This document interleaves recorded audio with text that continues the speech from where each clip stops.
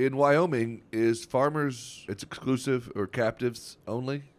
Well, we call it a modified captive because the only thing the contract states is they get the right of first refusal. So if they don't want it and you've exhausted, there's a couple different facets of farmers with different departments and brokerages and stuff. But once you've exhausted those efforts, you go take it wherever you want. And it doesn't dictate that you can't be directly appointed or whatever. It might look funny for me to get appointed with, say, a national carrier.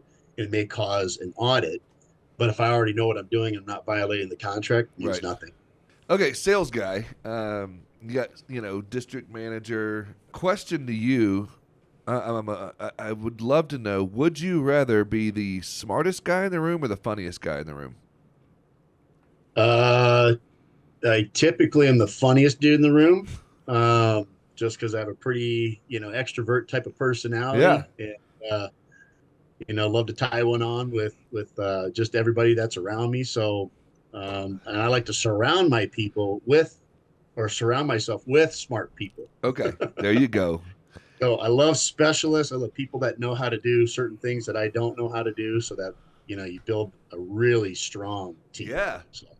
Chad, what about, would you be the funniest? Because sometimes you're both, but Yeah, I'm sometimes the comic relief, but at the same time, I'm pretty inquisitive and curious, and I'm definitely not the smartest guy in the room, but I would like to know what the smartest guy in the room is thinking. So, Yep, there's and what that. they know. Yeah. Yep. unfortunately for me, I tend to lean more towards the comedy side of things instead of, and I think it's more of like, we were talking about this last night at dinner, kind of an insecurity thing. Like I mask and I don't want to get into all that, like Debbie Downer, but some of my insecurities there, like I mask those with humor and trying to be funny, and sometimes that bites me in the rear end sometimes. 'Cause when I do need people to take me seriously, then it's like, oh, the comedian over there wants to be serious now. And I'm like, Just Yeah, Heath. right. Yeah. Heath Yeah. being Heath. yeah, but anyhow. But yeah, a lot of salespeople want to be the smartest or the funniest guy in the room. They lead with one of those two. So I was just interested to hear your part on that.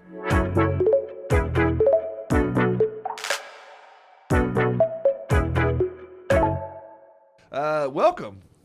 Chad, welcome. We're here. We're doing the thing. I got excited, jumped right in. But welcome, audience, to the VIP podcast. You're beyond the velvet ropes. You're in here. We got some bottle service going on. We're hanging out with Todd this morning. So make sure you smash the subscribe button, hit the like, engage with us, hang out.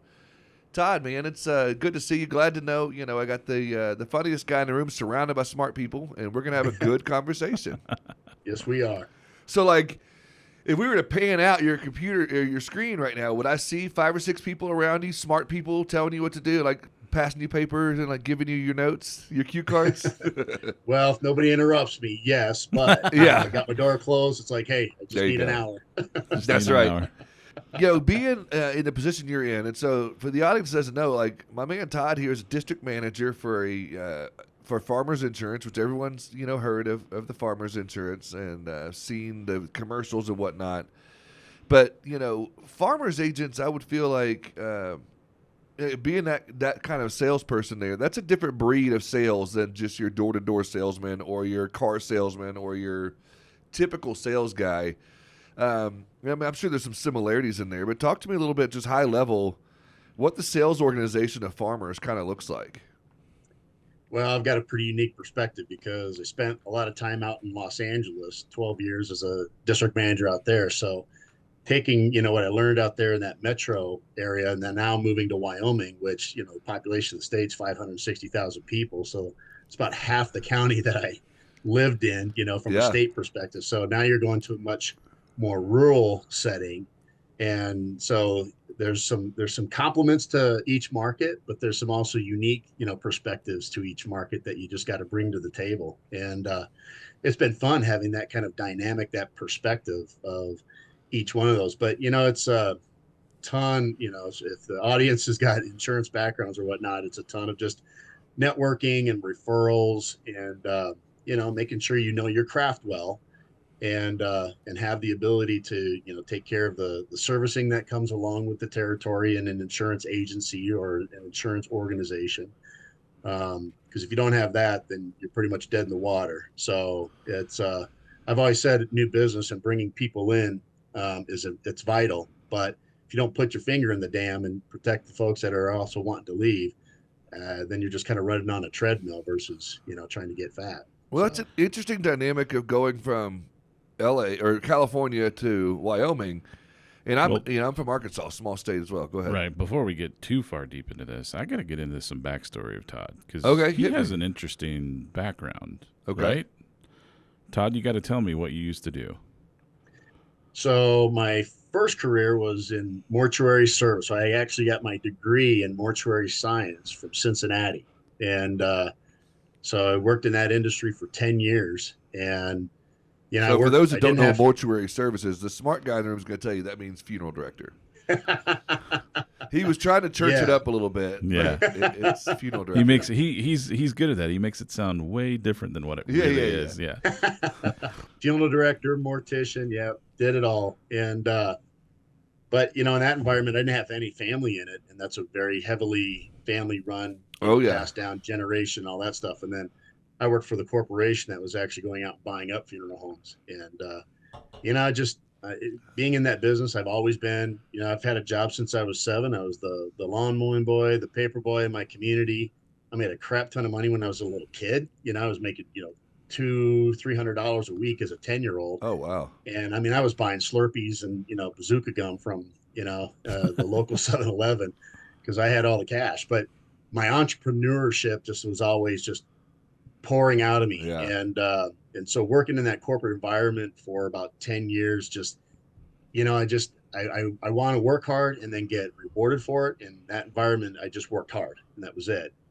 So a buddy of mine, my high school best friend, said, you know what, you got to check, this insurance thing out. And so I did. And I should say the first 6 months, I probably wanted to quit probably a dozen times because I didn't know what the hell I was getting into.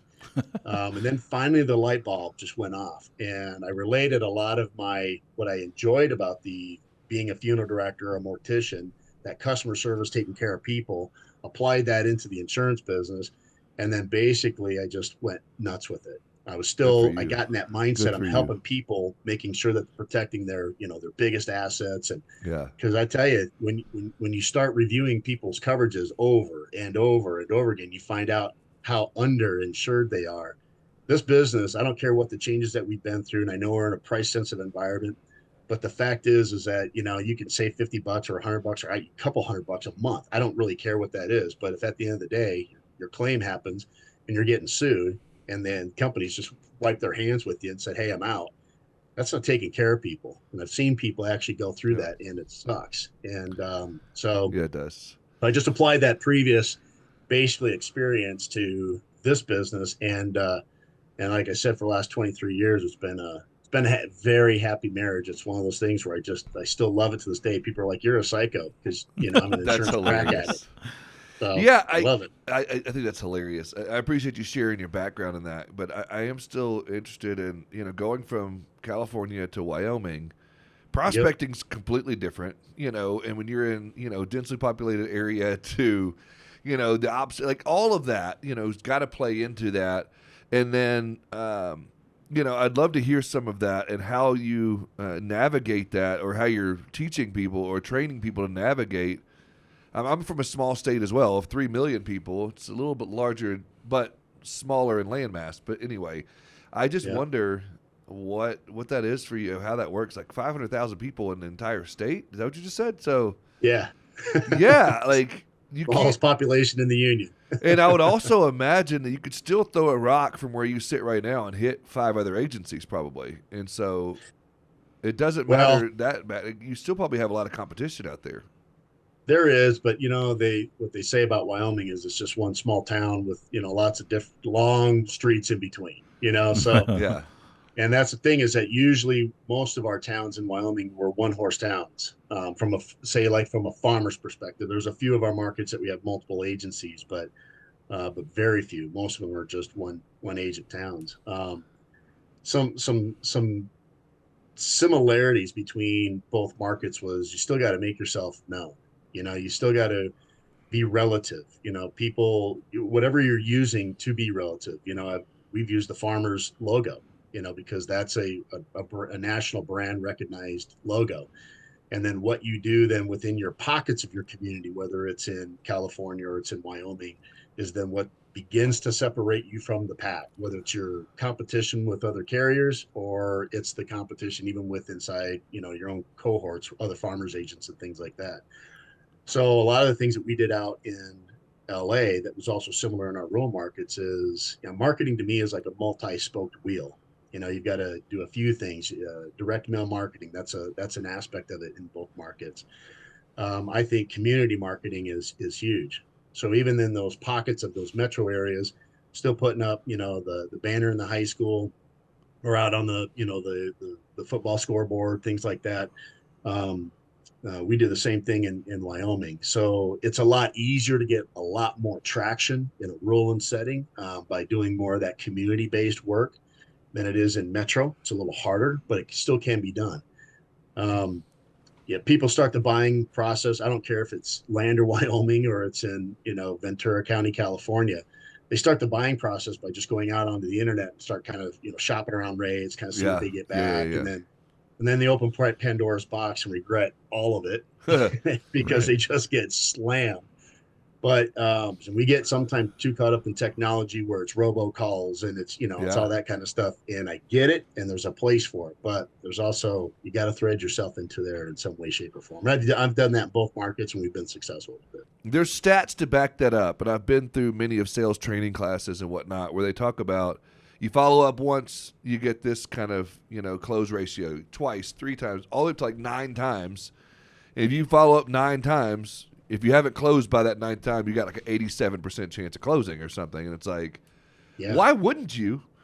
Right. But then again, there's always that, rejection thing. So, but I wonder is that a thing that you're talking to agents about? Is that, A, that fear of rejection, and B, that follow-up of like, and how many follow-ups do you suggest and how many do you, talk to them about? And maybe, I'll start there. I have so many questions and I always get in like 9 at one time.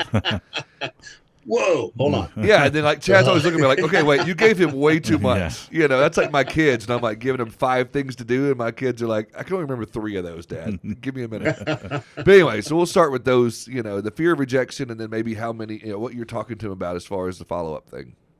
Well, in the insurance business, I don't care probably what role you're in, fear of rejection is one that's got to be just overcome. Yeah. I don't see an agency, many positions in that. I don't care if you're answering the phone, just taking billing questions or filing claims. Maybe you're in an agency that's large, that's all you do. But sure. There should always be some sort of, pivot or dovetail into something else because there's something there that we could offer them. And if you don't have that ability, probably the insurance business is actually not right for you. And but that's all psychological, where you've been, what you've been through, and what you've done in the past. But some of those things we can overcome just by getting somebody in the right mindset. But when you can't, it's not a fun job for them, and it's not fun to be, say, the manager or the agency owner of them as well, just because it's not the right fit. So you got to get over that. But as far as then follow-up is concerned, when you get that, what you call your hot lead in, and you're just trying and you're making those attempts. Yeah. There's going to be, each marketing avenue has its own. And so sometimes those are going to get dictated with your follow-up. If I'm doing online leads, for example, I'm going to try like hell up front, but there's going to become a point in time when I have to realize that, guess what? I'm the guy pounding them 10 times. So's everybody else. And they're using AI to do it. So usually, and that's why I kind of opened up with that you're opening up Pandora's box when you submit your online, let me just see what's out there, what kind of quotes I get back. Yeah. The deluge comes in and you just ignore everything. And so the part of it, I know we haven't dived into like how am I using the AgencyZoom and all that stuff, but what's really important and vital for me is recording that information and then setting up my follow-up for maybe 3 months down the road. I actually have more success with online leads down the road. 3 months later or 6 months later or upon their next renewal, because typically I'm finding out when the renewal date is. Yep. And then I've got a precipitous drip mechanism that's in place where and this is where AgencyZoom has become vital for me, is with multiple points of communication, because everybody communicates so differently from one person to the next. Yeah. So it's emails, it's text, and it's direct mail. So I'm trying all these different avenues to try to hit that. And I'm doing that as a matter of follow-up. So I had a guy, one of my new agents came into me, and he had his head down. He goes, "Todd, I think I suck at this." And I'm like, "Why? What's up, man? Tell me what's going on, Jim." And he goes, "Well, I'm going back through my leads. I bought these amount of leads, and I've got this close rate." And it was funny because at the same time I was putting together an LA market conference. Okay. And me and a couple of the guys out there kind of organized this. He goes, "Man, I tell you what." And I go, "Well, dude, what's like, tell me your numbers." It's like, "Well, I bought 100 leads and I've, closed 17 of them and stuff like that." And I looked at him, I go, "What? You're closing 17% online leads?" "Yeah." And I go, "We're running a conference next week. Can you put Can on you a come workshop talk? on how you're doing Yeah. that?" And he goes, "Wait, what?" And I go, "Dude, change your perspective. You're kicking ass. You've actually doubled what anybody else out there is I was doing." about to In say, I fact, normally hear 5 to 7%, and so if you're doing yes, exactly. 17, yeah, Yeah. And I'm going, "Dude, you're killing it." And so we actually studied his process on how to do a better job with follow-up. that's And he was awesome. actually, so it's stuff like that. And then when I'm working a community event where I'm going out and doing like child ID kits, these are people I had a personal interaction with. Yeah, So, either it was just at the time and they just kind of wanted the tchotchke that I was giving out and they don't want to talk to me. Then I approach that maybe a little bit different because I don't want to piss them off early in the sales yeah. cycle, if you will. I just want to nurture that. So I may not be so aggressive up front and then play that out again in that precipitous drip manner as time Well, goes on. so you've brought up AgencyZoom in your sales cycle. What is that? How many? How many drips do you, or how many like drops? Drips, whatever you want to call it, in your pipeline do you have? Like in that cycle, how many times you touch them? Like, what does that look like? Do you have drip campaigns for each one of them? Like, all of Yep. the things. Like, hit me. Just give it all to us, Todd. Jeez. Lay out So, the entire thing, because you're talking to independent agents. You're okay. Nobody's listening. yep. I'm just kidding. No, but I am interested to know, because I see a lot of different ones. I see some agency Zooms with like 25 in their pipe, like 25 different buckets, and I see some with like 2 or 3. I'd love to know Yep. what you're suggesting and what you're telling agents out there. So yeah, my method is more like that 27 different pipelines. Okay. And here's why. And we live in the insurance business, and insurance business is somewhat product related. Now that may not be the right solution for say all agencies, but in most agencies that are selling a multitude of different types of coverages, yeah, I want to be product specific so that I'm trying to basically um, let the client know, I think I kind of know a little bit about you, and I want you to know that I provide those things that I think that you are buying, or that currently now, and that you should be buying from me. So, but all of my pipelines talk to one another. So I learned a really hard lesson through a previous CRM that we had, a marketing tool that we had through my carrier. And what didn't come into perspective was each campaign that you put somebody on had these follow-ups. Well, the next thing you know, you were calling somebody that you just called 2 weeks ago that told you to piss off, and now they're just now mad at you. Now you've ruined the marketing relationship altogether. So I wanted each marketing campaign to kind of talk to one another. And the comment that from a marketing perspective, that I'm trying to get from my prospect, who I really don't know or maybe haven't had a conversation with, is I want them to know I'm a professional stalker. And I know that they have Right. cars. I know that they have a home. Yeah. I do door hangers, and my high school kids and now my daughter, when they drop off a door hanger, they're looking at the house, and they're looking at the side of the house to see if there's a travel trailer, to see if there's a 4-wheeler or a Yeah. snowmobile, like in the area that we live in Wyoming. And then we might be surfing a local school website and come across a name of a teacher that we maybe had a conversation with or heard about or something, and I thread that in. So all of a sudden I've got all these things that I know about them, and I get people that really tell me, from a marketing perspective, you know me better than my own agent knows me. And that's what I'm working for, because that improves my return on investment, because everything costs. And that's exactly what I'm trying to get, is a better return on my investment. And I'm trying to improve that marketing relationship. And I can hold up, 6, 7 fingers saying these are different lines of insurance that we offer. And I go through a household and I go, well, what lines do we not have? Right. Those are the lines we market to. So it helps us organize it.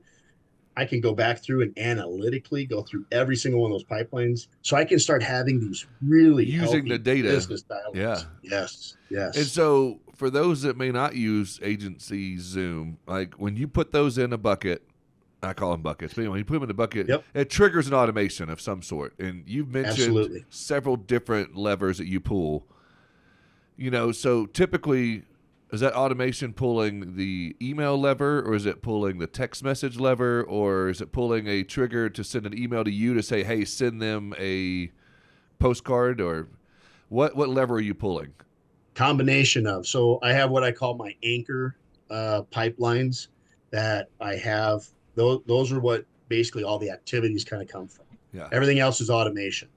Everything else is just a support of what that anchor looks like. And I do it off the auto, because auto renews every 6 months. So it allows me to, again, professionally market without being overbearing and pissing people off, because there's a fine line between making people mad at your marketing versus, just a healthy approach to say, these are the things that we offer.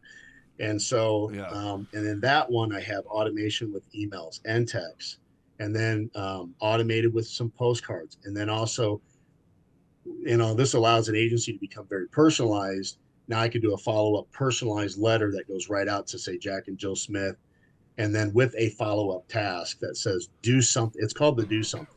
If we have a phone number, we can call them.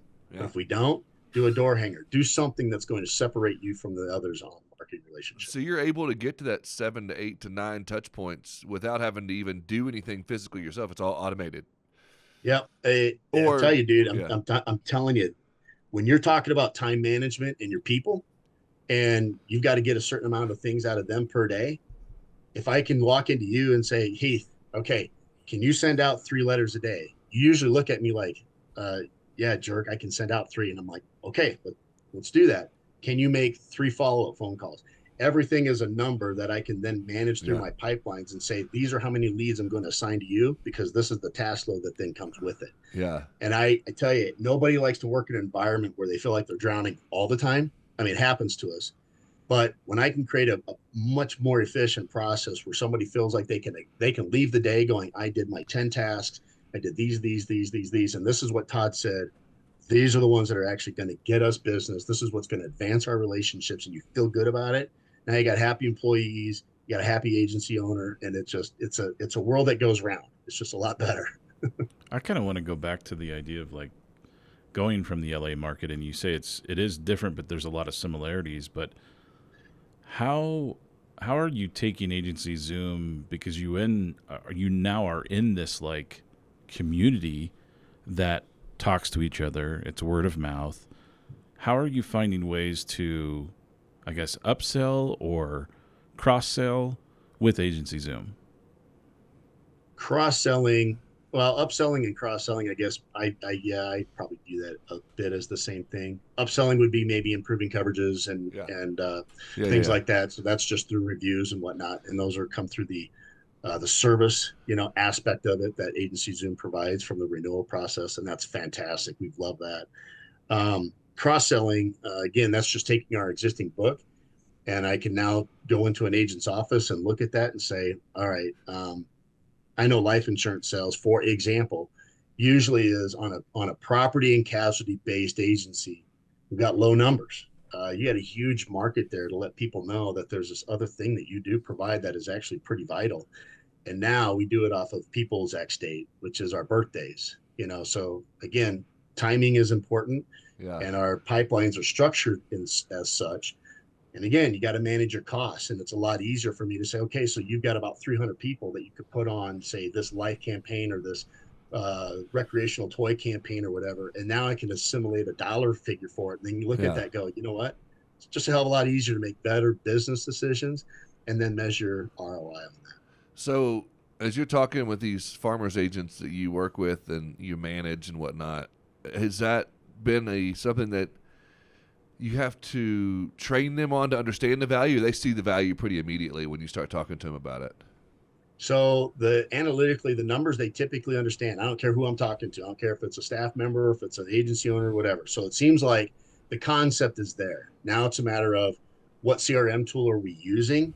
And that's where the robustness, if that's even a freaking word, but that's where Sounds that good to comes me. up. You just made it. You made it a word. I like it. So that's where the magic happens. And if you got a good CRM tool that helps you then evaluate that, and again, that's what I loved about AgencyZoom is it's tracking all my salespeople. It's telling me what they're doing, tell me where their sales are coming from. I can go back and I can, basically, tie success to those activities and those methods that we've been implementing to then show a return on investment. So now we just teach them, this is what the follow-up looks like. And then we start actually seeing some immediate success. Quote activity goes up, which is phenomenal. Oh, yeah. And then I can relate that right back to percentage of sales and closing rates and all that. What would you say is like your top 3 or even the top 1 thing that you tell your new agents or people you're training? What is the one thing that the Todd method is like, this is the go-to thing that you have to do? It'll get you where you need to be. Your signature move. Yeah. Finish. Yeah. When I sit down with any new person, new staff member, whatever, the thing I like to sit down and we go through what I call a boot camp.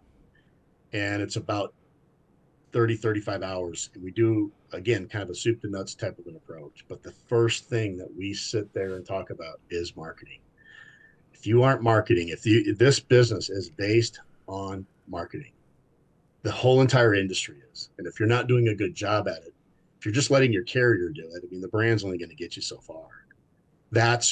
Marketing is my absolute signature move. It's what I focused my time and attention on. And then again, why I go back to then, why do I have 27 different pipelines? Right. It's because of the way that we then approach marketing.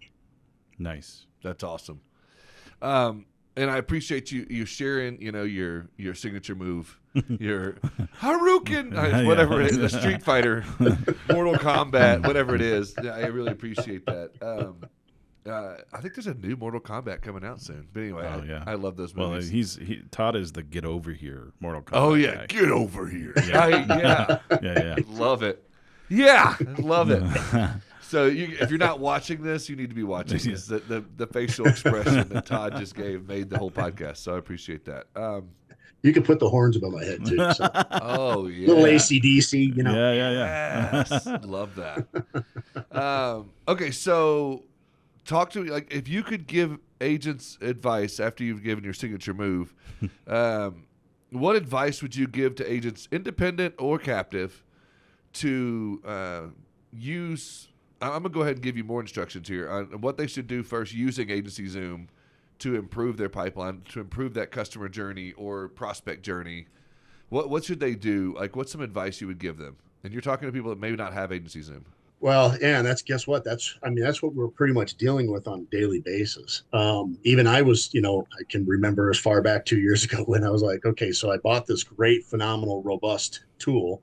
How am I going to use it? Yeah. And, what's next? And I know there's a couple people out there that, offer that services, that kind of soup to nut thing, and some are expensive, some are cheap. I don't know where that all lies, but, I was kind of an individual that said, look, because of my roles as a sales manager, I needed to make sure that I knew everything from, all the little intricacies that, come along with AgencyZoom, or else I can't quite set this up for success. So again, what we've kind of implemented was something similar to those other companies, but I've just got it on board with my team. We went through some pretty intense training with Vertafore and kind of learned our system. And it was really important to get our existing clients, because everybody's got a book. Everything can be exported to Excel, and then everything can be then imported into AgencyZoom. And so after that's done, I worked on existing clients, because that's what me, as say an agency owner or staff, that's what you're familiar with. So it's a lot easier to get that uptick without rushing now another 1,000 or 2,000 or whatever amount of leads in there, and then having all this stuff kind of cratering in on you. So everybody can start off by at least getting their book imported into AgencyZoom and start working with it. So either you're going to latch on and hire a service to try to help, create those pipelines and stuff, so it becomes user friendly for you, or you're just a juggernaut, a tech nerd or whatever, or you get it. Yeah. I don't. My mind doesn't quite work that way. I got to touch it, feel it, smell it, and see, what is it going to do 6 months from now, and that's where then we go in and we start building those pipelines. And it first starts off with a conversation saying, Heath, tell me, if you had Jack and Joe Smith, you just met them at an event that you were working this weekend, how are you going to follow up with them? Right. And guess what? They're going to walk me through the pipeline that I have. Yeah. I've done this so many times, it's not even funny. It's just like people tell me, and I go, good, that's pipeline number one. And like, what? And I go, how are you going to tell them that you offer home? They're like, I'm just going to send them out a couple postcards. Good, pipeline number two. And then we just start going through, and they're just like, holy crap, this is all the stuff that I wanted to do, but I just didn't know how to set it up. That's awesome. Yeah, dude. Very cool. And the way you said that, it reminds me of like when I was helping my kids. Like when my kids would get Legos and they would get the box of Legos, like super excited about it. But I'm like, oh crap, I got all these pieces and I got to put all this together. It's so daunting. Even though there's instructions, I'm not going to read the instructions. I've already burned them. I've already thrown those in the trash. I can't show weakness to my kids. Like, I need instructions. No, I just want to be like, blah, blah, blah, blah, I'm done. Yep. So that kind of reminds me when you said that of that very thing. And so, or growing up as a kid, my grandmother always had the 1,000-piece puzzle on the table that we'd all kind of work on at Christmas time or whatever. I'm like, oh, I hate puzzles because like so daunting when you see all those pieces. So yeah, I get I love that, and so I appreciate that. Dude, so Heath, what I do is I build the frame of that, and now we start filling in those pieces. The frame's built. It's like, okay, now we can actually start to kind of put the pieces together, and it becomes a clear picture for us. 100%. That's what I tell my kids. Start with the corner. Start with the pieces that are flat on the outside. Yeah, so it's awesome. Man, I appreciate you hanging out. This time has flown by. I love Todd. He's just no nonsense. He's going to tell you how it is. Yeah, exactly. Well, he came from a life of dealing with dead people, and so he's not really. I'm just kidding. No, it's still the same. It's late nights, stiff drinks. That's hilarious. Stuffy people. Stuffy people.